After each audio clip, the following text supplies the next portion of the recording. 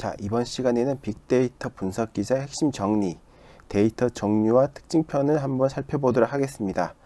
자, 여기서 보면은 뭐 가역, 불가역, 정량적, 정성적, 정형, 반정형, 비정형, 내부, 외부 굉장히 뭔가 많이 나열되어 있죠. 그래서 보면은 우리가 내가 이게 정형, 반정형, 비정형 데이터가 있는 줄 알았는데 이게 뭐지? 라고 하실 수가 있어요. 그래서 이게 이게 그럼 다 여기 더 확장된 건가? 이게 어떻게 나뉘는 거지? 하고 막 혼란스러울 수가 있거든요. 그래서 이번 시간에는 이게 어떤 기준으로 이렇게 나눠지는지 그거를 가지고 우리가 한 번에 다 정리를 해드리는 시간을 가져보도록 하겠습니다. 자, 먼저 데이터 근원에 따라서 한번 분리를 해보겠습니다. 그래서 이 가역 데이터, 불가역 데이터 있는데 그 가역이랑 불가역의 용어 자체가 어렵죠. 근데 이게 이렇게 그 단어 자체만 보면 어려울 수가 있는데 이렇게 생각하시면 돼요. 이 데이터가 원본이 있고 이 원본 데이터를 그대로 사용하는 경우도 있지만은 대부분의 원본 데이터를 보통 우리 전처리 과정을 통해서 한번 변형을 대부분 하죠. 이렇게 우리가 분석 목적에 맞게. 그러다 보니까 우리가 그러면은 이렇게 원본 데이터랑 그다음에 수정된 데이터, 우리가 직접 사용한 전처리가 된 데이터라고 볼 수 있죠. 전처리가 아니면 다른 방법도 있겠지만요. 일단은 원본하고 그다음에 이렇게 수정본 이 기준 보신다면은 원본 데이터랑 수정본 데이터가 이렇게 어떤 밀접한 연결돼 있고 이게 히스토리가 관리가 되고 그래서 원본이 뭐 수정됐을 때 그 수정본에 반영이 될 수 있다. 이런 관계가 있다면 가역 데이터라는 것이고요. 불가역 데이터라는 거는 이 생산된 데이터, 수정된 데이터인 거죠. 수정본하고 원본하고 환원이 불가능한 데이터랑 어떤 그 연결고리가 없다는 것이죠. 그래서 이렇게 간단하게 먼저 생각하시면 좋겠어요. 그래서 먼저 생각해 보시고 그 다음에 이게 이제 어떤 건지 알겠다. 개념을 잡힌다. 그러면 이렇게 안에 있는 표를 보시면 되겠습니다. 자, 그래서 우리가 가역 데이터, 이건 원본을 가지고 원본이 변경됐을 때 그 수정본도 반영할 수 있는 거, 아니 수정본 데이터를 가지고 원본을 환원해 볼 수 있는 이 데이터를 말하는 것이죠. 가역 데이터 특징을 한번 볼게요. 환원이 가능하겠죠. 이제 앞에 설명드린 것처럼요. 그리고 이력에 대한 추적성, 그러니까 어떻게 바뀌었다라는 게 남아 있다는 것이죠. 그래야 이렇게 반대로도 이렇게 돌려볼 수 있겠죠. 그래서 추적이 가능하다. 하는 것이고 의존성, 원본 데이터 자체라는 것이죠. 이렇게 서로 연결되기 때문에 의존이 가능하겠죠. 갱신 가능 여부 계속 말씀드렸죠. 원본 데이터가 변경됐을 때 그 변경 사항을 반영 가능하다 그랬었고 원본과 관계는 1대1입니다. 그래야 원본 자체가 바뀌었을 때 수정본 반영할 수 있어야 되는 것이 왜냐면 결국은 간단하다는 거예요. 구조가 복잡할수록 이게 반영하기 어렵겠죠. 구조가 간단하다는 거다. 그래서 1대1이라는 것이고요. 처리 과정은 보통 탐색을 탐색이라는 건 어떤 결합을 이렇게 불가역 결합을 했는데, 그러니까는 탐색이라는 건 데이터 자체가 어떤 변형 없이 그냥 보기만 한다는 거죠. 일단 활용 분야는 데이터 마트라든지 데이터 웨어하우스, 데이터 마트나 데이터 웨어하우스 구축할 때는 보통 변형하지 않아요. 그렇기 때문에 그리고 이 데이터가 어디서 왔다는 게 보통 관리가 돼요. 그럴 때 원본이 바뀌면은 데이터 마트나 데이터 웨어하우스도 보통 다 수정 반영을 하죠. 이렇게 보시면 되겠고요. 불가역 데이터, 서로 남남이라는 거죠. 결국은요. 환원성 불가능하다. 그리고 추적도 불가능하다. 원본 데이터는 결국은 독립된 새 데이터라는 거예요. 그래서 이게 원본 데이터가 갖는 의미를 어느 정도 갖고 있을 수 있지만 결국은 아예 독립된 데이터라고 볼 수 있다는 거예요. 그렇게 이해하시는 게 또 이해하기가 또 편하고요. 그다음에 갱신 가능 여부 같은 경우는 원본 데이터 변경되더라도 이게 히스토리가 관리가 되지 않기 때문에 변경 사항을 수정본에 반영하기가 어려워요. 그리고 이거는 뭐 1대 n의 관계, n 대 1의 관계, 또 더 복잡한 m 대 n의 관계, 여러 테이블들에서 데이터가 와가지고 그 하나의 데이터가 모아졌다는 것이죠. 그리고 처리 과정 같은 경우 보통 이게 여러 테이블에 말씀드렸죠. 결합, 그리고 활용 분야 같은 경우 데이터 전처리, 그냥 프로파일 구성 이런 분야에서 주로 활용한다고 보시면 되겠습니다. 그래서 현실에서는 거의 가역 데이터보다는 불가역 데이터가 더 많다고 보시면 돼요. 특히 우리가 복잡한 분석 같은 거 하다 보면은 불가역 데이터의 경우가 더 많죠. 다음은 데이터 구분을 볼게요. 앞부분에서 우리가 근원에 따라 분류를 해봤죠. 그래서 우리가 그 가역과 불가역에 대해 이해를 했어요. 그때 근원에 따라 달라지는구나 라고 해서 이 용어를 배웠고, 그다음에 이제 구분, 데이터가 어떻게 나눠지느냐, 정량적, 그 다음에 정성적 나뉜다고 보시면 되겠고요. 정량적 데이터 같은 경우는 결국은 아주 간단하게 이해하신다면 숫자라고 보시면 돼요. 숫자로 이루어진 데이터구나. 정성적 데이터 같은 경우는 문자나 텍스트, 그러니까 함축된 어떤 의미가 있다는 것이죠. 그런 의미를 가진 데이터라고 보시면 되겠고요. 그래서 주로 가령 우리 데이터베이스를 가지고 이해를 해본다면은 어떤 데이터베이스 내 어떤 숫자들 중심 데이터가 정량식 데이터라는 것이고요. 그렇지 않고 우리가 이렇게 생각하시면 되겠어요. 우리가 어떤 설문조사 같은 거 할 때 우리가 뭐 1번부터 5번까지 있으면은 뭐 이렇게 각각의 우리가 뭐 1번부터 5번까지 마킹을 하죠. 이런 건 정량식 데이터예요. 정석 데이터는 뭐냐? 우리가 그러면서 이렇게 뭐 기타 의견을 적어주세요 하는 그런 설문도 있죠. 그건 정성적이라는 것이죠. 아니면 어떤 인터뷰라든지, 인터뷰 같은 경우는 우리가 상대방한테 질문해가지고 답을 듣죠. 그때 답할 때 상대방이 뭐 1번, 5번 이렇게 답하지 않죠. 우리가 어떤 질문에 대해서 뭐 당신 이름 무엇입니까? 그럼 제 이름 홍길동입니다. 이런 식으로 어떤 문자로 답을 하는 것이죠. 이게 정성적 데이터입니다. 자, 그래서 두 데이터의 특징 한번 보겠습니다. 정량적 데이터 같은 경우는 보통 유형이 해서 어떤 틀이 거의 있어요. 그래서 정형 데이터나 아니면은 틀이 조금 더 벗어나더라도 반정형 데이터죠. 어느 정도 틀이 기본적으로 있다는 것이죠. 특징은 어떤 데이터 하나만으로는 어떤 의미를 부여하기가 어렵고 안 된다는 게 아니에요. 어렵고 그래서 여러 요소 결합으로 의미를 부여한다 이렇게 보시면 되겠고, 그래서 관점 주로 객관적인 것, 숫자 그 자체를 보여주면 되겠고요. 보인다 보시면 되겠고, 구성은 어떤 수치나 기호로 표시된다. 보통 수치라고 보시면 되겠습니다. 이 형태는 어떤 데이터베이스 테이블, 엑셀 같은 경우도 결국 테이블이죠. 시트로 되어 있죠. 이렇게 가로 세로 돼가지고요. 이런 형태로 주로 저장되는 것이고, 위치는 그래서 데이터베이스이기 때문에 DBMS나 로컬 시스템에 저장된다. 그 분석 같은 게 주로 통계 데이터, 통계 분석, 그죠? 그래서 우리가 정량적 데이터, 숫자 데이터이기 때문에 통계를 주로 많이 내죠. 이렇게 보시면 되겠고, 반대로 이렇게 보시면은 정성적 데이터는 정량적 데이터는 다른 것이죠. 비정형 데이터, 결국 뭐냐? 어떤 딱 정해진 숫자처럼 뭐 딱딱 정해진 틀이 있는 게 아니고, 각각의 어떤 대답이나 어떤 뭐 설문 같은 대답이 다 다르죠. 똑같이 대답하지 않기 때문에. 그리고 어떤 설문이 아닌 다른 데이터를 하더라도 각각의 다 틀이 다른 형식을 취하고 있죠. 그래서 비정형 데이터가 주로 이루고 있고, 특징 같은 게 보시면은 이 객체 하나, 그러니까 답 대답 어떤 하나만으로도 의미를 어떤 대입하고 있다는 것이죠. 그 주로 주관적인 거죠. 앞에서 그래서 제가 설명드릴 때 이 정량적 데이터 같은 경우는 설문할 때 어떤 숫자를 된 1번부터 5번 중에 객관식의 답 이런 게 있었고, 정성적 데이터 같은 경우는 주관식으로 나온 답 해서 어떤 개인의 의견을 묻는 것이죠. 그래서 주관적 내용들을 주로 담는다 보시면 되겠고, 그래서 구성 같은 게 주로 문자나 언어로 된다. 그래서 어떤 형태냐, 주로 웹로그라든지 텍스트 파일이라든지 이런 것들이 되겠고요. 위치 같은 경우 그래서 웹사이트나 아니면 모바일 플랫폼 등 결국은 어떤 틀이 있는 데이터가 아닌 모든 다른 저장 매체에 있다는 것이죠. 그다음에 분석 같은 경우는 이게 통계 분석은 좀 어렵죠. 이렇게 뭐 예를 들어서 1번은 몇 개가 있고 2번 몇 개가 있고 이런 통계 처리가 어렵다는 것이죠. 그런데 이것도 물론 이럴 수도 있어요.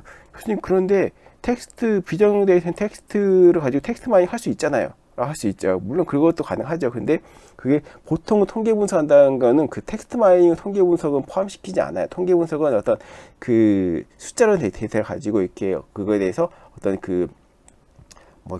분포를 본다든지 그렇게 보통 그런 통계를 말하는 것이죠. 자, 다음으로 유형을 보겠습니다. 이게 그래서 유형 같은 경우 제가 중간중에 색도 넣어놨죠. 이유가 뭐냐면은 이 유형이 시험에서 가장 많이 나와요. 그렇기 때문에 유형이 양은 작지만은 혼동스럽지 않게 하기 위해서 제가 또 이렇게 더 강조해서 그 페이지를 만들었고요. 그래서 데이터 유형 같은 경우는 앞에 두 개의 페이지는 나 다 모르겠다. 난 이 데이터 분석기를 처음 준비하는 거고, 그 전까지 데이터란 거를 보고 산 사람이 아니다. 나는 데이터를 이번에 처음 봤다. 그래서 난 다 모르겠다. 그러면은 최소한 그래도 데이터 유형 정도는 기억을 해주셔야 됩니다. 그래야 시험을 보러 가셔서도 이렇게 좀 시험에 어느 정도 문제를 푸실 수가 있어요. 그래서 데이터 유형은 정형 데이터, 그다음 반정형 데이터, 비정형 데이터가 있다. 이렇게 보시고 세 개가 있다고 이건 암기를 하셔야 됩니다. 정형 데이터는 뭐냐? 그냥 구조가 있다는 거예요. 무조건 정형 데이터는 구조가 있어. 이렇게만 기억하시면 되겠습니다. 그래서 정해진 형식과 구조에 맞게 저장되도록 구성된 데이터이다. 반정형은 뭐냐? 구조가 있긴 있는데 정형 데이터만큼 구조가 엄격하지는 않은 거예요. 예, 그래서 보시면은 데이터 형식과 구조가 비교적 유연하다 했죠. 예, 유연이 포인트인 거예요. 그러니까 엄격하지 않다 이거고, 그래도 구조가 있긴 있기 때문에 그래서 스키마 정보나 데이터와 함께 제공되는 파일 형식의 데이터이다 해서 있죠. 어떻게 이건 구조가 정해져 있어요 라고 스키마 정보를 제공해 준다는 거예요. 왜냐하면 구조가 있긴 있으니까. 근데 비정형 데이터는 뭐냐? 구조가 정해지지 않았어요. 네. 그러니까 이게 정형 데이터도 아니고 반정형 데이터도 아니다. 그건 다 비정형 데이터라고 보시면 되겠습니다. 자, 그래서 특징 한번 볼게요. 정형 데이터는 스키마가 있다. 정형화된 스키마가 있다. 구조가 가장 엄격한 거다. 연산이 구조가 엄격하다 보니까 이거는 어디에 어떤 뭐 숫자 데이터가 있다, 숫자 중에서 서술가 돼 있다, 어떤 숫자 중에서도 정수가 돼 있다. 이게 엄격하게 정해져 있어요. 그렇기 때문에 연산이 굉장히 수월해요. 그래서 연산이 가능하다라고 표현할 수가 있고, 그러니까 어떤 종류를 본다면 RDBMS, 관계형 데이터베이스, 이게 가장 대표적인 것이고요.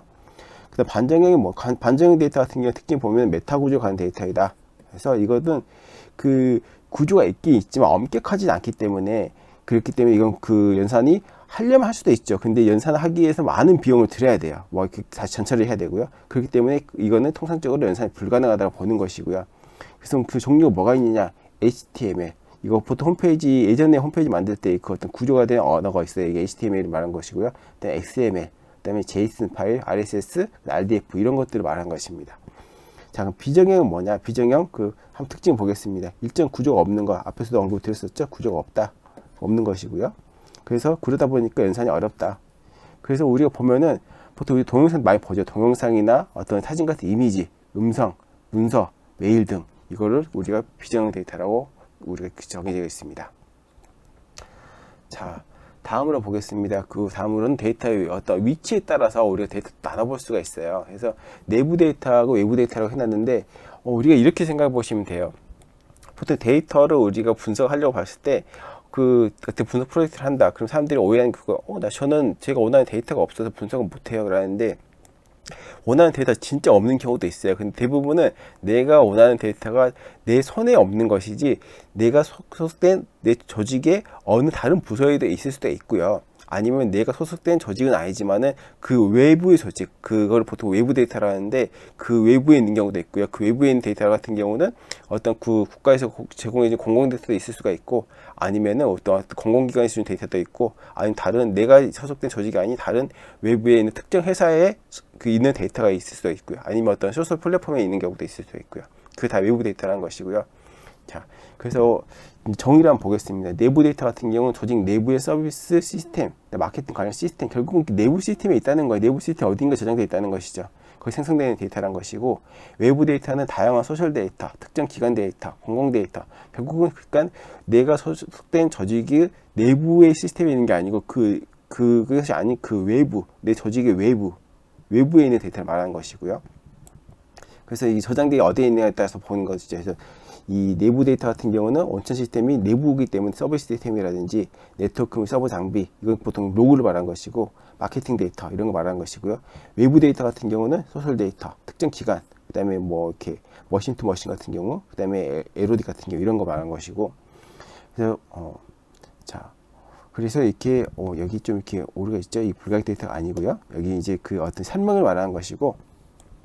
자, 이제 그 종류를 말한 것이죠. 서비스 시스템이 무엇이 있느냐, 이제 뭐 ERP라든지 보통 회사에 있는 것이죠. CRM, 그다음에 뭐 KMS 포털, 뭐 인증 과금 시스템, 뭐 거리 시스템 이런 거 중요하잖아요. 여러분 이거 다 외우실 필요 없어요. 이렇게 보통 우리가 어떤 뭐 홈쇼핑이라든지 아니면 포털 같은 요즘에 이렇게 쇼핑몰이 많이 있죠. 그런데 인증 과금이 있기 때문에 어떤 뭐 게임사라든지 그런데 과금 시스템이 있는 것이고, 그렇기 때문에 그 A를 들어놓은 거여서 이런 걸 다 외우실 필요는 없고, 이런 것들이 예제라는 거구나 라고 보시면 되겠습니다. 자, 이렇게 여기는 설명, 예제 이런 식으로 보시면 되겠고요.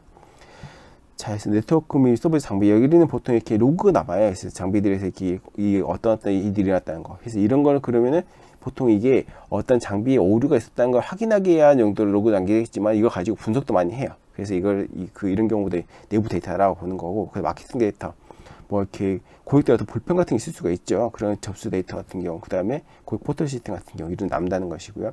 외부 데이터, 뭐 소셜 데이터, 뭐 제품 리뷰 같은 게 남는다든지, 게시판이라든지 아니면 페이스북이라든지 이런 데서 남은 데이터를 말한 것이고, 특정 기관, 뭐 정책 데이터라든지 토론이라든지 아니면 우리나라 공공 데이터 같은 것도 있죠. 그런 것도 있고요. 뭐 공공 데이터 예로 들어 구분되기도 하지만은요, 특정 기관이 뭐 예를 들어서 뭐 어떤 특정 우리가 뭐 국토교통부에서 제공되는 데이터라든지, 아니면 뭐랄까요, 뭐 국민건강보험공단에서 제공되는 데이터라든지 이런 것들, 뭐 그런 것도 있을 수가 있고.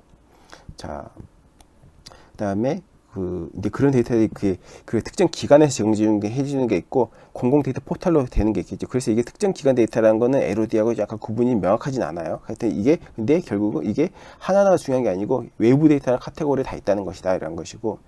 그다음에 M2M 같은 경우 센서 데이터, 장비 발생 로그 등 이런 걸 말하는 것이고, 이건 그래서 하나하나 다 암기할 필요는 없는 거예요. 이때 이런 데이터들이 외부 데이터이다 이런 개념만 이해하시면 되겠고, 자, 에로딕 같은 경우는 이거는 자, 뭐 경제, 의료, 과학, 뭐 교육 이거 결국은 공공 데이터다라는 거 보시면 되겠습니다. 자, 특징을 보면 그래서 이게 앞에서는 이제 이 데이터는 어디에 있는 데이터냐를 이해시키기 위해서 이렇게 하나하나 말씀드렸던 것이고, 그래서 그 앞에 있는 내용보다는 이게 중요한 거예요. 데이터 종류별 특징. 내부 데이터 같은 경우하고 외부 데이터. 내부 데이터 같은 경우는 분석 가치 보통이라 했는데, 그럼 교수님 그러면은 외부 데이터만 보면 되지 않나요? 내부 데이터는 분석 가치가 보통이라 했으면 굳이 내가 그 시간 들여서 볼 필요는 없잖아 하시는데, 그거는 이게 그 더 많은 인사이트를 얻을 수 있다는 그 측면에서 보는 거고, 그 내부 데이터가 분석 가치가 없다는 게 아니에요. 예. 근데 보통은 통상적으로 외부 데이터가 더 재밌더라, 더 외부 데이터에서 더 이렇게 더 많은 인사이트를 얻을 수가 있더라, 그런 걸 말하는 것이고, 그 기준으로 이렇게 분석 가치가 보통에 높다 말하는 것이고요. 자, 특징을 보시면 내부 데이터 같은 경우 조직 내부 카비를 통해서 데이터를 수집할 수 있다. 그 다음에 협의를 통해서 데이터를 수집할 수 있다. 그리고 대부분 정형 데이터로 보통 많이 전제한다. 그 다음 담당자와 협의가 원활하다. 왜냐하면 내부 사람이니까요. 그 담당자랑 뭐 사이가 안 좋으면 원활하지 않을 수 있겠죠. 근데 대부분 그래도 내부가 외부보다는 협의가 원활하다, 이렇게 이해하시면 되겠고요. 그 다음 비용이나 뭐 수집할 때 비용이 될 수 있으니까요. 데이터 수집, 그 비용이나 데이터 수집 난이도가 낮다. 그 다음 서비스 수명 주기 관리가 용이하다. 왜냐하면 내부에 있기 때문에 내가 컨트롤 가능하다는 거죠. 근데 외부 같은 경우 컨트롤이 어렵다는 거죠. 외부 같은 경우는 외부 조직과 협약이나 데이터 구매, 웹상 오픈 데이터를 통해 수집할 수 있다. 그리고 대부분 반정형이나 비정형이 많다. 왜냐하면 보통 소셜 데이터 같은 경우는 거의 다 비정형이죠. 반정형도 있고요. 외부 데이터 담당자와 의사소통이 어렵다. 왜냐하면 물론 이게 또 무조건 어렵지는 않아요. 예를 들어서 외부에 내가 어떤 특정 회사의 데이터를 구하고 싶은데 그 사람하고 굉장히 친해요. 근데 그 회사는 나한테 굉장히 우호적이에요. 그럼 구하기 쉬울 수도 있겠죠. 하지만은 내부분은 장벽이 있는 거 있다. 왜냐하면 어떤 데이터 형식마저도 내부랑 외부는 다를 수 있기 때문에 그것까지 다 고려한다는 것이죠. 데이터를 어떻게 가져올 거냐, 뭐 이메일로 보내줄 것이냐, 아니면은 우리가 특정 뭐 이렇게 디스크로 아니면 메모리에 저장해서 줄 거냐, 이런 것도 있기 때문에 그래서 어렵다, 통상적으로 더 어렵다고 보는 것이고, 그 다음에 아무래도 데이터 형식이 다를 가능성도 없죠. 그렇기 때문에 대부분 추가적인 데이터 가공 작업이 필요하다. 그래서 그리고 데이터 비용, 수집하는데 비용이나 데이터 수집 난이도도 내부보다 높다, 이렇게 보시면 되겠고요. 외부 환경에 대한 통제가 어려움에 따른 서비스 관리 정책 수립이 필요하다. 그러니까 이 데이터를 어느 주기로 수집하는지도 이게 내부 데이터는 컨트롤이 쉬워요. 외부 같은 경우는 내가 그 특정 회사한테 우리는 이런 데이터 원하니까요, 이런 주기로 수집해 주세요라고 컨트롤하기 어려워요. 예, 그래서 정책 수립하기 어렵다는 것이죠. 그걸 그대로 받아들이는 방법밖에 없어요. 물론 협의를 할 수 있겠지만은요. 그래서 고려사항들 보면은 이게 아무래도 외부에 있다 보니까 좀 더 이렇게 더 고려할 게 많고, 물론 내부도 고려할 게 있지만 외부 같은 경우 또 서로 고려해야 될 게 좀 달라요. 네, 그걸 한번 살펴보겠고요. 자, 그래서 기업 내부 및 외부 공공기관이나 협력관계의 타 기업 담당자, 그다음 전문가 등 이해관계자들과 확보 가능하고요. 그다음 한 데이터의 목록과 기대효과 등을 작성하고서 편향되지 않게. 그러니까 이게 아무리 내가 데이터를 어떤 내가 원하는 데이터를 구해올 수 있다 하더라도요, 어느 특정만큼만 편향되게 구해온다면 이게 또 분석 가치가 떨어질 수가 있어요. 그 데이터를 어떤 내가 예를 들어서 어떤 거래 특정 쇼핑몰에 거래 내역을 받기로 했다. 그럼 거래 내역이 예를 들어서 딱 20대 어느 지역 것만 받아오면은 편향된 분석이 나올 수도 있겠죠. 물론 그게 목적일 수도 있겠지만요. 근데 기왕이면은 전 연령대, 그다음에 전국에 있는 그 사용자들에 대해서 샘플링 하더라도 그 전체 데이터에 대해서 편향되지 않게 하는 게 중요하겠죠. 그다음 충분한 양의 데이터 갖고 와야 된다, 라는 것이고, 내부 데이터를 사용하는 경우는 프리오 데이터에 대한 그 데이터 목록을 작성하고, 예를 들어서 보통 어떤 변수로 명명이 된 데이터고 그 데이터는 무슨 내용이고 어떤 형태로 되어 있고 숫자인지 문자인지 기간은 1년분인지 3개월분인지 그다음 용량이 어떻게 되는지 그다음 이거 권한이 누구한테 있는지 이런 것들을 목록 작성해야 한다는 것이죠. 일단 필요 데이터에 대해서 관련 법률이나 보안적인 요소들을 확인하고 개인정보권 비식별 조치 방안을 고려해야 된다 했었고, 이게 내부 데이터를 마음대로 쓰면 안 돼요. 개인정보인 경우는 이게 문제가 될 수 있어요. 네. 그렇기 때문에 이걸 다 법적인 걸 다 고려해야 한다는 것이고, 그럼 필요 데이터의 관리 권한이 다른 부서에 있는 경우를 협의를 통해 데이터를 공유 가능한 여부를 확인해야 된다. 가령 이런 경우가 있어요. 예를 들어 사업 쪽에서 매출이 굉장히 그 중요한 자료란 말이죠. 근데 그거를 우리 회사 거니까 마음대로 뭐 하면 볼 수 있지 뭐. 그렇게 하면 안 된다는 거예요. 이거는 사업 쪽의 자산이라고 볼 수는 없지만 전체 회사의 자산이지만은 그래도 사업 쪽에서 줄 매출을 컨트롤하기 때문에 매출에 대해서는 그 보통의 이게 그러면은 권한이 사업 쪽에 있는 경우가 많아요. 그럼 사업 쪽에 저 이런 데이터가 필요하고 어떤 목적 때문에 필요한 것이고 그래서 이 데이터가 필요한데 사용해도 되겠습니까? 분석해봐도 되겠습니까? 뭐 한번은 문의해봐야 된다는 것이죠. 예, 이런 협의가 필요하다는 것이고요. 근데 공유해 주실 수 있나요? 물어봐야 하는 것이죠. 무조건 내가 그냥 우리 회사 데이터니까 마음대로 쓰면 되지 뭐 이러면 안 된다는 거예요. 그 다음에 내부 데이터 같은 경우는 이게 내부에 있다 보니까 이게 띄엄띄엄 뭐 보는 것보다 실시간으로 수집하고 분석할 수 있도록 지원이 필요하다. 이 정도 내부 데이터이기 때문에 이 정도까지 해줄 수 있어야 된다는 것이고요. 외부 데이터 같은 경우는 필요 데이터에 대한 데이터 목록을 데이터를 보유한 기업의 이름과 함께 작성해야 되는 거예요. 그래서 이 결국은 내부 데이터 수집할 때처럼 이렇게 뭐 변수 명칭부터 쭉 정리해야 되지만 여기에다가 플러스 어느 조직 것인지 그리고 어떻게 가져올 수 있을 것인지 오픈 API 이용할 것인지 복제할 것인지 이것까지 다 작성해서 관리할 필요 있다는 것이고 똑같아요. 이것도 필요 데이터 수집에 관련된 어떤 법률적인 제도나 제약이 없는지 봐야 되는 것이고 필요 데이터에 대해서 보유 기업으로부터 데이터 제공 가능 여부와 구매 비용 등 협의하는 것이죠. 물론 아무리 내가 그 데이터에 어느 조직에 내가 뭐 필요한 데이터인지 알아요. 근데 그 조직에서 제공을 못 해준다라면 어쩔 수 없는 것이죠. 아니 굉장히 비용 비싸요. 그럼 내가 이 분석을 통해서 얻고자 하는 그 이익보다 그 데이터를 구매해서 오는 비용이 훨씬 비싸다. 그러면 이거는 분석의 의미가 없어지는 것이죠. 분석의 가치가 그만큼 내가 그걸 통해서 내가 돈을 들인 만큼 그보다 훨씬 더 많은 가치 얻어내야 되는데 못한다. 그러면 사실 이건 다시 고려해야 되는 문제인 것이죠. 그다음에 이거 데이터를 어떤 일괄 수집이냐, 한 번 수집해 와서 다 분석을 끝낼 것이냐, 일정 주기로 계속 데이터를 받아올 것이냐, 이것도 정책을 말을 해야 한다는 것이고요. 자, 그래서 우리가 앞에서 이론을 한번 다 봤어요. 그래서 한번 문제를 빠르게 한번 풀어보겠습니다. 자, 그래서 먼저 출제 유형 1이라고 했는데 이거는 어떤 형태를 말하는 게 아니고 제가 이게 앞에서 이게 어떤 데이터 근원에 대한 분류인 것이냐 아니면 이게 뭐 정량적인 장성적 이런 식으로 봤었죠. 그래서 출제 유형 1이란 거는 이게 그 가역 데이터냐 불가역 데이터냐 이걸 묻는 문제라는 거예요. 그래서 여기서 보면은 가역 데이터 불가역 데이터에 대해서 설명으로 옳지 않은 것은 있습니다. 자, 옳지 않은 것은 있어서 자, 1번부터 보겠습니다. 가역 데이터는 원본 데이터가 변경되는 경우 변경 사항을 반영할 수 있다. 그랬죠? 불가역 데이터는 생산된 데이터의 원본으로 환원이 불가능한 데이터다. 그쵸? 맞죠? 가역 데이터는 생산된 데이터의 원본으로 일정 수준 환원이 가능한 데이터다. 맞죠? 불가역 데이터는 원본 데이터의 내용이 변경된 경우 변경 사항을 반영할 수 있다. 하는데 없는 것이죠. 그죠? 없다 그랬죠? 그래서 답은 4번이 되겠습니다. 자, 다음 문제 보겠습니다. 출제형 2번이라고 했어요. 2번 같은 게 뭐냐면은 이 정량적 데이터 자 2번 같은 게 뭐냐면은 이게 정량적 데이터냐 그 정성적 데이터냐 이거 가지고 이거에 대해서 설명을 묻는 거예요. 그래서 정량적 데이터, 정성적 데이터에 대한 설명으로 옳지 않은 것은 있습니다. 그래서 정량적 데이터는 양적 데이터이다. 보통 정량적 데이터, 양적 데이터라고 해요. 이게 어떤 객관적 데이터를 쭉 모아놓은 것이고, 정성적 데이터는 양보다도 이게 어떤 한마디 한마디 쭉 남겨놓은 어떤 인터뷰 데이터라든지 그런 것들은 이렇게 그 자체로서의 어떤 의미가 같기 때문에 이 질적 데이터라고 보통 표현을 합니다. 그리고 정량적 데이터 중 개수 데이터는 범종 데이터의 변환이 가능하다. 이게 맞는 답이고요. 그 다음에 정성적 데이터 중 변수 데이터는 연속형 데이터 변화가 가능하다. 정성적 데이터 같은 경우는 이게 비정형 데이터이기 때문에 이거를 어떤 연속형 데이터 같은 어떤 정형 데이터 말하는 것인데 정형 데이터의 변형은 어렵습니다. 그래서 답은 4번이 되겠습니다. 자, 계속해서 보겠습니다. 출제형 3번. 3번 같은 경우는 이거는 비정형 데이터냐, 반정형이냐, 아니면 정형 데이터냐를 묻는 문제들이에요. 근데 이 출제형 3번이 제일 문제가 많아요. 그래서 이 문제수 많기 때문에 결국 출제 많이 된다는 것이죠. 그래서 제가 이 문제부터는 비정형에서 녹색을 표시해놔서 특히 비정형이 많이 나오기 때문에 비정형 표시해 놓은 거예요. 자, 비정형 데이터를 보기 어려운 것은 있습니다. 그래서 음성 데이터 비정형이죠. 메시지 데이터 비정형이에요. 이미지 비정형이에요.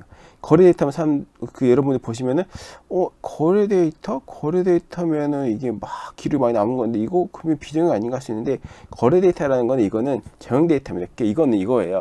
우리가 어떤 물건들, 어떤 마트에 가서 물건 샀을 때 쭉 기록 남아있죠. 근데 그게 우리가 보았을 때는, 그러면 뭐 내가 거기서 뭐 샴푸도 샀고, 비누도 샀고, 그 다음에 뭐 이렇게 아니면 내가 뭐 토마토도 샀고, 이렇게 하면은 다 그게 한글로 찍혀있단 말이죠. 그러면, 이거 그러면은 이거 그 교수님이 한글로 찍혀있고 숫자가 아닌데, 그러면은 이거 비정이 아니야 할 수 있는데, 그거는 나한테 보여주는 게 이런 거고요. 이 거래 데이터라는 거 내부 시스템으로는 이거 전부 다 제품 번호라는 번호로 다 마킹이 돼 있어요. 그래서 번호가 다 저장되어 있는 것이지, 그걸 다 이렇게 한글이나 아니면 영문으로 된 이게 풀네임이 다 적혀 있지가 않아요. 예, 그래서 거래 데이터 같은 경우는 비정형 데이터가 아닙니다. 자, 또 같은 문제예요. 근데 이제 회차가 다른 거죠. 그 전 같은 경우에 근데 거의 회차에 관계없이 이런 문제 계속 나온다는 거예요. 비정형 데이터 또 물어봤어요. 아닌 것은 했어요. 자, 텍스트 데이터 비정형이요, 오디오 비정형, 동영상 비정형이요. 판매 가격 데이터는 이거는 가격 자체가 쭉 있는 게 비정형이 아니라는 거지. 정형 데이터라는 것이죠. 자, 다음 문제 보겠습니다. 자, 다음과 같은 특성을 갖고 있는 반정형 데이터의 종류로 옳지 않은 것은 있습니다. 그래서 데이터 행가열이 테이블 형태로 구조가 되어 있지 않지만 스키마 및 메타데이터 특성을 갖고 있다. 자, 그래서 옳지 않은 것입니다. 그래서 이건 결국은 반정형 데이터 자체에서 묻는 거예요. 네. 근데 이게 보시면 우리가 보통 다 앞에서 반정형 데이터 종류를 말했었죠. 우리가 뭐 예를 들어서 이렇게 XML이라든지 JSON이라든지 HTML, 그러니까 구조가 있긴 있는데 구조가 엄격하지 않고 어느 정도 유연한 구조가 있다는 거예요. 근데 보시면은 RDB 같은 경우는 RDB는 이거는 구조가 엄격한 거예요. 얘는 정형 데이터예요. 이렇게 답을 보시면 되겠고요. 자, 계속해서 보시겠습니다. 자, 정형, 반정형, 비정형, 결국 뭐예요? 데이터의 어떤 구조를 말하는 것이죠. 그래서 이게 어떤 텍스트만 있는 거냐, 뭐 동영상도 있는 것이냐, 뭐 이렇게 다양한 그 데이터를 말하는 것이고, 이 데이터를 결국 이렇게 표현하는, 구분하는 빅데이터 특성이 뭐냐라는 것이죠. 답은 뭐예요? 옳은 것이 있는데 답은 뭐예요? 굉장히 쉽죠. 다양하다는 거예요. 그죠? 다양성. 답은 4번입니다. 자, 다음 계속 보겠습니다. 테이블 형태로 구조화되어 있지 않지만 메타데이터, 힌트 나왔어요. 메타데이터, 그럼 뭐예요? 반정형. 이런 경우는 이 문제는 이렇게 이렇게 나왔고 메타데이터 키워드 나왔죠. 그 다음에 옳으냐 틀린 거냐 이것만 보면 돼요. 그럼 딱 답은 여기서는 시간을 우리 끌 필요가 없어요. 바로 반정형이구나. 이렇게 딱 답을 동그라미 하고 넘어가면 됩니다. 자, 계속 보겠습니다. 정형 데이터, 비정형 데이터에 대한 설명으로 옳은 것은 있습니다. 자, 옳은 것은 이렇게 표기해 놓고, 자, 동영상, 오디오 데이터는 정형 데이터다. 아니죠? 자, JSON은 반정형이다. 맞죠? 형태소는 정형 데이터를 분석하기 위한 단위이다. 아니죠? 이거 비정형 데이터죠? 자, 정형 데이터와 반정형 데이터 성질 모두 갖고 있는 것이 비정형이란다. 그렇지 않죠? 정형과 비정형을 갖고 있는 거를 반정형이라고 하겠죠. 자, 그 답은 뭐예요? 답은 2번이 되겠습니다.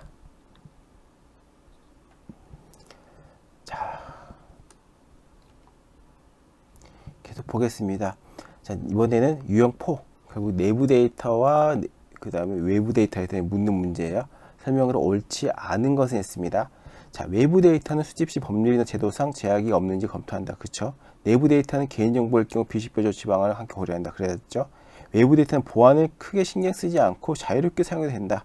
이거는 굳이 내부 데이터, 외부 데이터를 잘 개념 모르더라도 쉽게 풀 수 있는 문제, 상식적으로 봤을 때 내부 데이터는 외부 데이터는 데이터 자체가 요즘 보안이 하던데 당연히 보안을 신경 써야죠. 근데 그게 신경 쓰지 않고 자유롭게 사용이 된다. 그 답이 아니죠. 이런 건 그냥 거저주는 문제라고 볼 수 있어요. 내부 데이터는 필요 데이터의 관리 권한이 다른 부서에 있는 경우 협의를 통해 공유 가능 여부를 확인한다. 그렇죠? 자, 다음 문제 보겠습니다. 공공 데이터 같은 외부 데이터를 이용할 때 장점으로 보기 옳은 것은 있습니다. 공공 데이터, 외부 데이터 장점입니다. 자, 비용 저렴한 편이다.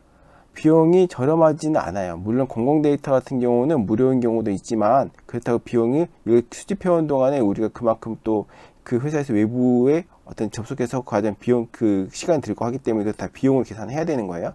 그래서 비용이 저렴한 편은 아니다. 가공 비용도 있기 때문에. 그리고 그래서 저렴한 편이라는 건 잘못된 것이죠. 저렴하지 않죠. 자, 다양한 데이터를 선택할 수 있다. 이거는 정답이죠. 그다음에 내부 데이터보다 보안이 우수하다. 통상적으로 보안이 더 우수하진 않아요. 그리고 데이터에 대한 소유권을 가질 수 있다. 소유권을 가질 수는 없죠. 소유권은 제공해준 데이터를 제공해준 사람한테 있는 거지, 그 기관에 있는 거지, 데이터 소유권까지 주진 않아요. 자, 그래서 다양한 데이터를 선택할 수 있다는 게 외부 데이터를 우리가 보는 장점입니다.